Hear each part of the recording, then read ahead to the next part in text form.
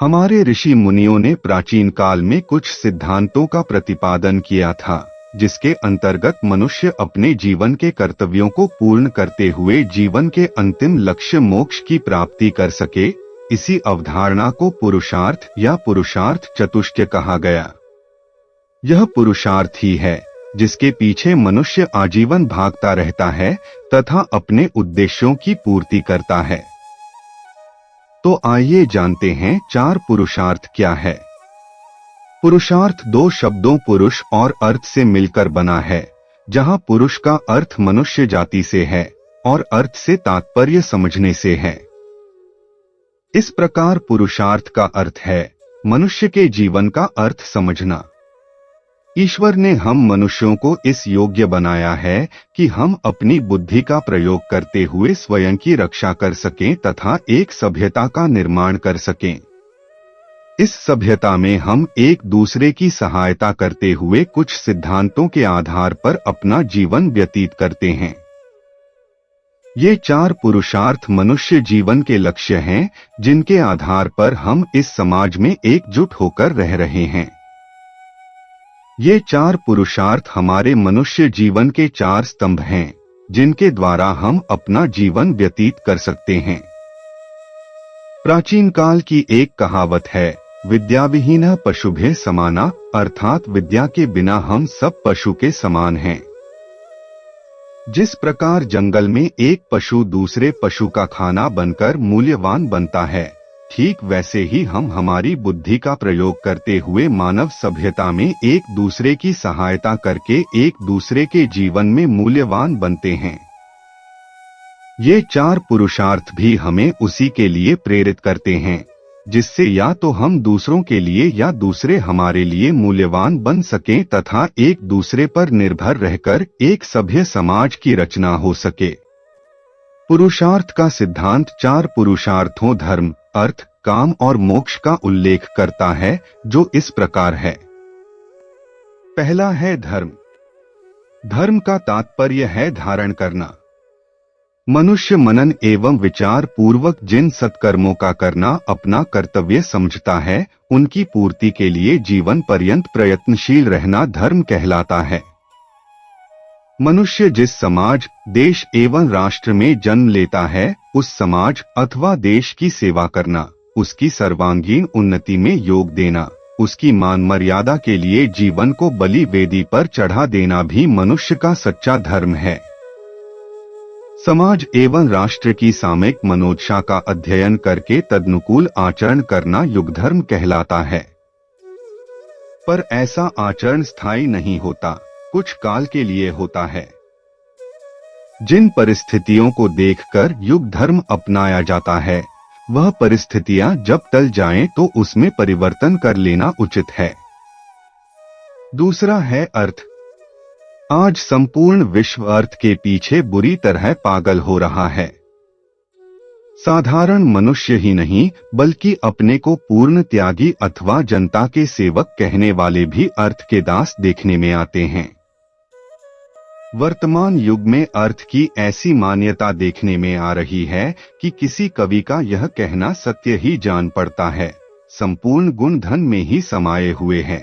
आज समस्त संसार में जो अशांति का वातावरण फैला हुआ है और मनुष्य भले बुरे का विचार त्याग कर स्वार्थ साधन में लिप्त है, उसका कारण यही धन की लालसा है। हिंदू संस्कृति के अनुसार ब्रह्मचर्य आश्रम को समाप्त कर जब मनुष्य गृहस्थ जीवन में प्रवेश करता है, तो उसे सुखमय बनाने के लिए अर्थ की आवश्यकता पड़ती है। क्योंकि शेष तीन आश्रम इसी गृहस्थ आश्रम के भरोसे रहते हैं और नित्य प्रति पंचयज्ञों का करना भी गृहस्थ का कर्तव्य माना जाता है, इसलिए गृहस्थ को आवश्यक अर्थ की अभिलाषा करना और उसका संग्रह करना बुरा नहीं कहा जा सकता। पर यह धन भी अन्याय अथवा अत्याचार द्वारा उपार्जित न हो, तभी वह समाज के लिए कल्याणकारी होता है। तीसरा है काम।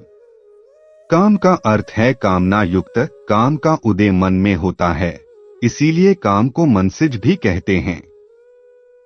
काम के मुख्यतः दो भेद हैं, एक वासना जन्य काम और दूसरा भगवत प्रेम।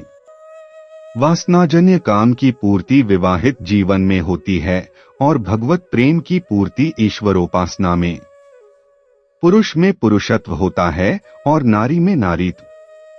इन्हीं के द्वारा सृष्टि को स्थिर रखने के कार्य में वे योग दे सकते हैं, पर उनका यह कार्य तभी तक धर्मानुकूल मनाया जाएगा जब तक वह मर्यादा के भीतर हो। असंयमित काम को व्यभिचार की संज्ञा दी जाती है। इस बात का ध्यान पुरुष और स्त्री दोनों को ही रखना आवश्यक है। वे जितने ही संयम और आत्मिक सहयोग की भावना में गृहस्थ जीवन का निर्वाह करेंगे, उतने ही अनुपात में दाम्पत्य प्रेम का आनंद प्राप्त कर सकेंगे।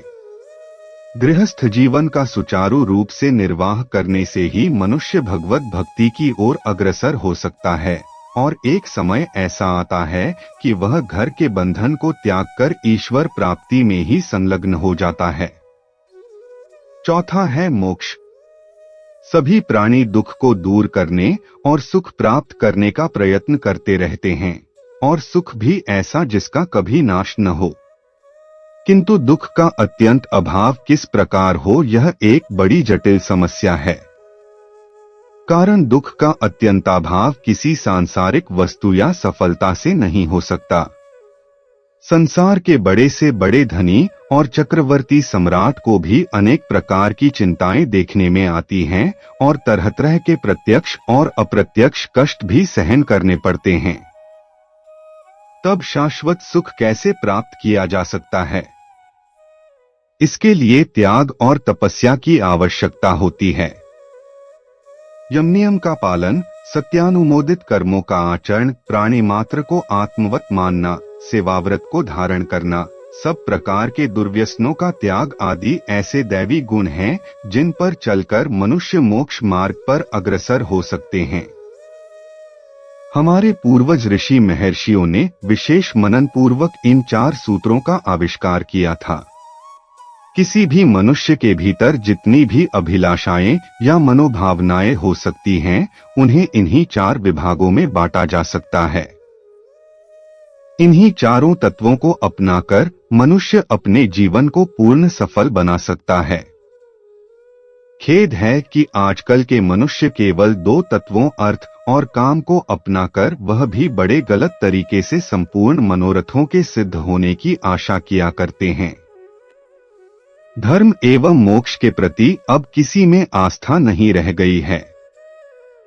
अर्थ को प्रथम स्थान मिलने से ही मनुष्य का शोषण करने लग गया है और काम की दृष्टि से उसका आचरण पशुओं से घोर निकृष्ट समझा जाने लायक बन गया है।